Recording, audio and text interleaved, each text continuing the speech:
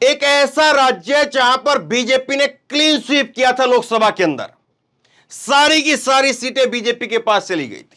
एक ऐसा राज्य जहां पर बीजेपी की डबल इंजन की सरकार चल रही है, मुख्यमंत्री का दूसरा कार्यकाल चल रहा है, लेकिन वहीं पर बीजेपी के मुख्यमंत्री को लोगों ने घेर लिया, गांव के लोगों ने घेर लिया और मुख्यमंत्री को फोर्स लगा करके, पुलिस लगा करके, रस्से लगा करके जो है वो गांव के लोगों से बचाना पड़ा। वीडियो है, बाकायदा वीडियो भी मैं आपको दिखाऊंगा। और दूसरी बड़ी बात जो है वो ये की जानी चाहिए कि ये आखिरकार बीजेपी के जो मुख्यमंत्री डबल इंजन की सरकार जो चला रहे हैं, हर दूसरे दिन तीसरे दिन खबर निकल करके सामने आती है कि आज यहां पर जो है वो फंस गए, आज यहां पर फंस गए, आज यहां पर उनका हेलीकॉप्टर ने उतरने दिया, आज जो है वो इस कार्यक्रम में उनका हंगामा हो गया। और सबसे बड़ी बात यह है कि हरियाणा का आप ये मैप देखेंगे तो कोई जगह अब ऐसी नहीं बची है इस मैप के अंदर जहां पर उनका विरोध नहीं हो रहा हो। क्या आप बात करिए जीटी करनाल रोड की बेल्ट की बात करिए, क्या आप बात करिए जाट बेल्ट की बात करिए, क्या आप बात करिए अहिरवाल क्षेत्र की बात करिए, हर जगह विरोध हो रहा है। और यही हरियाणा है जिस हरियाणा ने 2019 के अंदर 10 में से 10 सीटें बीजेपी को दी थी। ये हालत है, वहां पर यह हालत है। अब समझ करके देखिए, बीजेपी एक ऐसी सीट जहां से दीपेंद्र हुड्डा वो हारे, कोई सोच नहीं सकता था तो दीपेंद्र हुड्डा हार जाएंगे, लेकिन इस बात को भी मैं समझाऊंगा कि ये दीपेंद्र हुड्डा की खबर, राव इंद्रजीत की खबर और ये रामविलास शर्मा, इन तीनों की जो खबर मैंने लगाई यहां पर, इसका मतलब क्या है, कैसे जो है वहां पर जो छत्रप हैं उनका हाल क्या है, क्षेत्रीय जो नेता है उनका हाल क्या है, और किस तरह से जो है फोटोबाजी हो रही है 5 आदमियों को बैठा करके, ये भी समझिएगा। लेकिन पहले जरा आप ये वीडियो देखिए। और यहां पर जो ये विधायक साहब हैं, विधायक हैं और ये समझाने के लिए आए थे, इनका नाम है सीताराम यादव और अहिरवाल क्षेत्र ही है, और यहां पर समझाने के लिए आए और जबरदस्त जो है लोगों का गुस्सा था, और गुस्सा ऐसा कि विधायक साहब को जो है वो निकलना पड़ा। आप जरा वीडियो देखिए। विधायक हैं ये, हाथ जोड़ रहे हैं।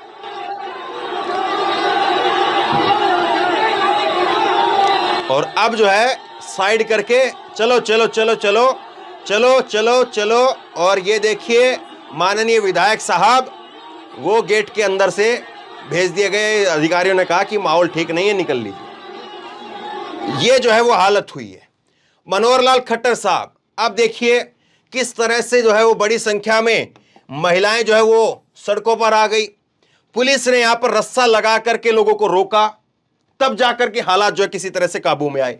और दूसरी बात आप ये देखिए, मनोहर लाल खट्टर साहब जो हैं वो कितने जो है वो काबिल मुख्यमंत्री हैं। वो कह रहे हैं कि ग्रामीणों से मीटिंग की, और ये देखिए 5 आदमी बैठे हैं गांव में। साहब किसी के घर पर जो है वो कोई पड़ोसी भी आकर के बैठ जाए, या कोई लड़का भी जो है छुट्टी आया हो, तो उससे भी 5-10 लोग जो है वो अड़ोस पड़ोस के या उसके चाहने वाले परिवार के इधर उधर के मिलने के लिए आ जाते हैं कि हाँ भाई क्या हाल है, ठीक है सब कुछ, ये वो।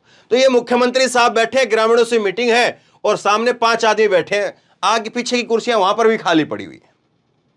अब इसी चीज से समझिए आप क्या हालत है बीजेपी की। सुपड़ा साफ होने की दिशा में जो है वो बीजेपी बढ़ रही है आगे। एक तरफ तो डबल इंजन की सरकार के बाद में इतना कामकाज किया, दूसरी बार के मुख्यमंत्री। अब गुस्सा क्या था मैं बताता हूं आपको कि गुस्सा आखिरकार वजह क्या है। ये जो है वो महेंद्रगढ़ के अंदर एक बड़ा गांव है, और ये गांव जो है, उस गांव के लोग, दोगड़ा हीर, इस गांव के लोग जो है वो कह रहे थे कि इसको उप तहसील बनाया जाए। ये बात मनोहर लाल खट्टर को जो है बताई हुई थी, और मनोहर लाल खट्टर गांव में इसी में जो है रात को रुके हुए थे। बहुत बड़ा गांव है एक, इसी में रुके हुए थे गांव, इसी गांव के अंदर मनोहर लाल खट्टर साहब। अब गांव के लोगों ने जो है वो सीएम के घेराव का ऐलान कर दिया और इलाके के विधायक मनाने के लिए आए, तो गांव वालों ने उनका भी जम करके विरोध किया और खाली हाथ लौटा दिया, बैरंग लौटा दिया। मनोहर लाल खट्टर ने जो है फिर अधिकारियों को बुलाया, उनसे बात की और फिर उनके ऊपर पल्ला झाड़ करके आगे निकल गए। लेकिन आप जरा तस्वीर को जरा समझने की कोशिश कीजिए, किस तरह से जो है वो हालात बने हुए, कैसे हालात बने हुए। देखिए ये क्षेत्र है जहां पर विरोध हुआ है, महेंद्रगढ़, यहां पर जो है विरोध हुआ है। यही रेवाड़ी का क्षेत्र है, और यहीं से फिर जो है वो आप गुरुग्राम गुड़गांव आपका आ जाता है, फिर दिल्ली आ जाता है। ये क्षेत्र है और ये अहिरवाल क्षेत्र कहा जाता है, अहिरवाल बेल्ट कही जाती है ये। और ये जो आपको देख रहे हैं आप, ये झज्जर, रोहतक, सोनीपत, दादरी, भिवानी, ये जींद, हिसार, ये जो क्षेत्र है ये सारा जो है वो जाट बेल्ट कहा जाता है। और ये यहाँ पर जीटी बेल्ट कहा जाता है, जहाँ पर खुद जो है वो मनोहर लाल खट्टर साहब करनाल में से जो है वो आते हैं, सीएम सिटी है ये।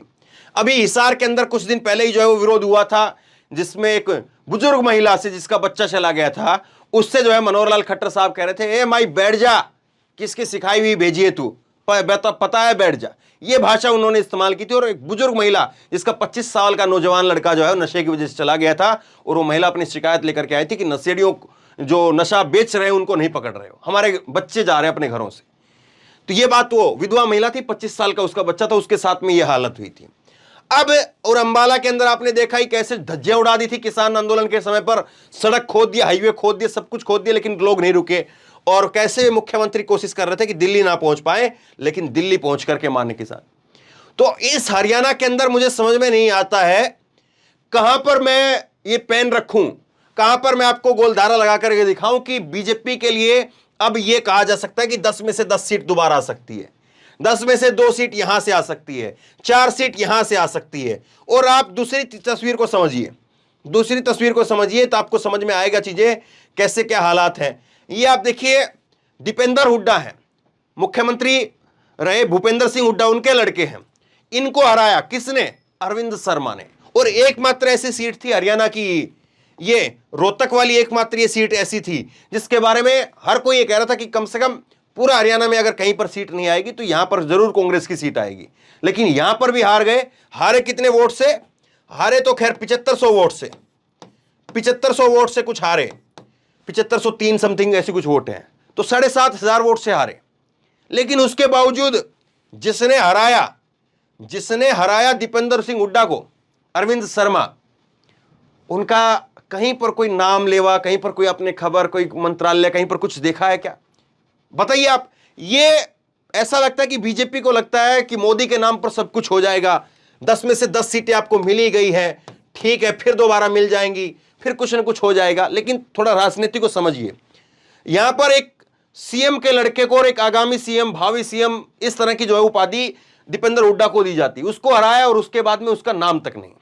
ऐसे ही जो है अहिरवाल क्षेत्र का बहुत बड़ा चेहरा है, बहुत बड़ा नाम है अहिरवाल क्षेत्र का। 5 बार के लगातार जो है 5 बार इन्होंने जीत हासिल की, और 2019 में तो 2014 से बड़ी जीत हासिल की थी। लेकिन इनको भी ऐसे ही एक वक्त में सीएम का चेहरा माने जा रहे थे, लेकिन मंत्रालय में एक जो है वो इंडिपेंडेंट चार्ज दे करके साइड में रख दिया गया। मुख्यमंत्री का चेहरा माने जा रहे थे कि अहिरवाल के अंदर कभी जो है वो चौधर नहीं आई है, अहिरवाल के अंदर जो है कभी मुख्यमंत्री की कुर्सी नहीं आई है, तो इस बार लेकर के आए। लेकिन क्या मिला देखिए आप। और ये फोटो जो है वो आज की फोटो मैंने डाली है, रामविलास शर्मा, इन्होंने लिखा है कि आज महेंद्रगढ़ में, ये उसी जहां पर ये जो पूरा घटनाक्रम हुआ है वहीं से आते हैं, और हरियाणा में शिक्षा मंत्री भी रहे, हरियाणा बीजेपी के अध्यक्ष भी रहे। ये इन्होंने लिखा है कि आज महेंद्रगढ़ विधानसभा जनसंवाद कार्यक्रम से पहले गांव भालखी में जल घर में मुख्यमंत्री जी ने निरीक्षण किया।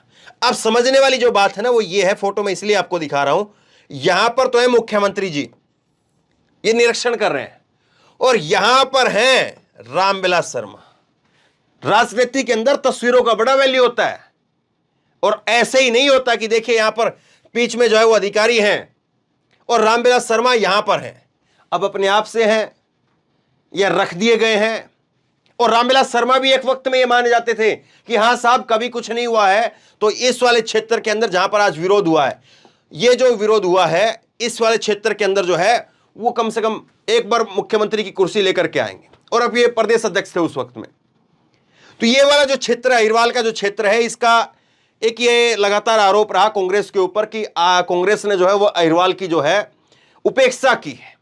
हमेशा जो है वो हुड्डा साहब ने जो है वो काम करवाया, तो यहां पर अपने जाट बेल्ट में काम करवाया, और उससे पहले जो है वो देवीलाल वगैरह जो मुख्यमंत्री रहे तो अपने हिसार वगैरह को चमकाते रहे। ये सारी बातें जो है कि कभी हमें नहीं मिला। अहिरवाल के क्षेत्रों का जो है, अहिरवाल क्षेत्र का जो लोगों का जो बड़ा आरोप रहा वो ये रहा। लेकिन आज हरियाणा के अंदर जो है वो हरियाणा की राजनीति को जो थोड़ा बहुत समझते होंगे वो 36-1 को भी समझते होंगे। ये 36-1 36-1 जो है वो हरियाणा के लोग शायद समझते होंगे, बाहर के दर्शक ना समझें। दरअसल हरियाणा में आप बीजेपी की जो पॉलिटिक्स समझेंगे तो बीजेपी की जो पॉलिटिक्स है उसके बारे में कहा जाता है कि बीजेपी हिंदू वर्सेस मुसलमान, हिंदू वर्सेस मुसलमान की पॉलिटिक्स करती है देश भर में, जहां पर हिंदू वर्सेस मुसलमान है। लेकिन हरियाणा में मुसलमान है नहीं। हरियाणा में ये आप ये नूह का एरिया, जो मेवात का एरिया है, जहां पर खबरें आती हैं, कभी पहलू कभी अकबर, ये जो खबरें आती हैं जो रेवाड़ी से, ये दिल्ली आसपास से जुड़ा हुआ जो एरिया है, यहां पर मुसलमान है। तो अब फिर दूसरा कौन चाहिए? कोई ना कोई तो चाहिए ना। जैसे यहां पर देश भर में हिंदू HM का जो फैक्टर चलता है, तो यहां पर जाट वर्सेस नॉन जाट, ये एक समीकरण बनाया गया और कहते हैं कि इसीलिए यहां से जो है पूरा ये जो पावर सेंटर था, इसीलिए उठा करके जो है वो कुर्सी यहां पर रख दी कि पूरा पावर सेंटर ये जो बनाया हुआ था, चाहे वो देवीलाल, बंसीलाल और ये जितने भी आप कहिए, तो वो सब लोग जो है वो भी यहीं पर रहे और यहां से फिर उठा करके कुर्सी जो है वो यहां पर रख दी। और जाट वर्सेस नॉन जाट यानी 36-1। हरियाणा के अंदर एक कहावत जो कही जाती है कि इन्होंने 36 बिरादरी, जैसे होता ना कि जातियों में, कि 36 बिरादरी को जो वो एक तरफ किया और जाट जो सबसे ज्यादा थे उनको एक तरफ किया और उसके बाद में यहां पर लेकर के बाजी निकल गए। समझने वाली जो बात है वो ये है कि जिस स्टेट के अंदर 10/10, 10 में से 10 जो है वो बीजेपी को मिले, आज बीजेपी की ये हालत है, सिर पर चुनाव है, तो क्या दिल्ली का कोई कंट्रोल नहीं है?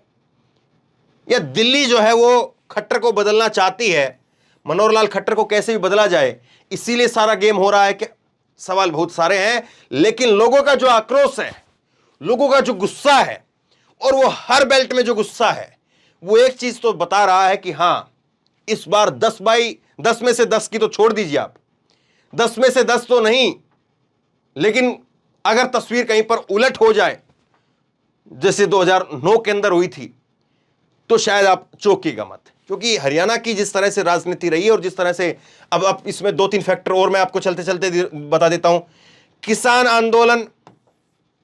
किसान आंदोलन एक ऐसा फैक्टर है जो यहां पर तो खैर वो उसका प्रभाव नहीं रहा।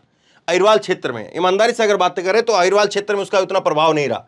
बाकी आप यहां से देखेंगे तो झज्जर, रोहतक, भिवानी, हिसार, सिरसा और ये अंबाला, ये सारा जो क्षेत्र है, यहां के लोग जो है वो आते रहे। यहां पर जो है वो रेवाड़ी बॉर्डर जो है, यहां पर रेवाड़ी और राजस्थान, यहां पर योगेंद्र यादव ने जरूर जो है वो अपना कैंप लगाया था। योगेंद्र यादव यहीं रेवाड़ी से आते हैं। तो ये किसान आंदोलन रहा बड़ा प्रभाव। और उसके बाद में एक बड़ा फैक्टर अग्निवीर का, क्योंकि पूरा हरियाणा, पंजाब, यूपी, बिहार, इनमें एक ही नौजवानों के पास में बड़ा लक्ष्य है, कैसे भी 12वीं करेंगे, जो है BA करेंगे, ग्रेजुएशन करेंगे और उसके बाद में फौज की, पुलिस की तैयारी करेंगे। अब बड़ा जो है इनके पास में एक सपना था, और वो सपना जो बचपन से लेकर के यहाँ के लोग चलते थे, और इसीलिए कोटा हर बार फुल रहता था, दूसरे स्टेट से जाकर के लोग जो है वो तैयारी करते थे। तो वो सारी चीजें फैक्टर जो है वो जो सारे फैक्टर हैं वो असर डाल रहे हैं।